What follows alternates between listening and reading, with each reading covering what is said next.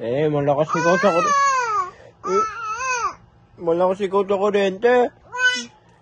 Malakas kaya ikaw sa kuryente. Ito, lagi bukas tuloy aircon ni na mami, ni tita mami. Ikaw magbabayad na to, ikaw na ang ibabayad namin? Payag ikaw babayad namin? Ikaw na ang ibabayad namin sa bayad sa aircon, sa kuryente. Payag ikaw babayad namin para marami kaming pambayad sa aircon. Ikaw, gusto mo lagi naka-aircon, malamig. Gusto mo lagi, ang lamig-lamig gusto lagi. Natutulog dapat si mami dito. Inagawan mo. Dali ikaw kay mami. Kay tita mami. Ano sabihin mo kay mami, kay tita? Sabihin mo. Sabihin mo pa. Ano pa? Ano pang sasabihin mo kay mami? Kay tita mami?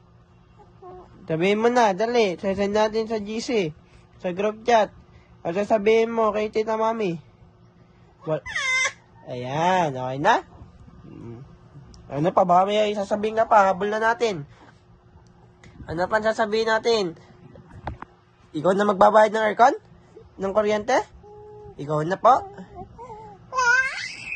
Okay, ibabayad ka na namin. Babayad ka na namin.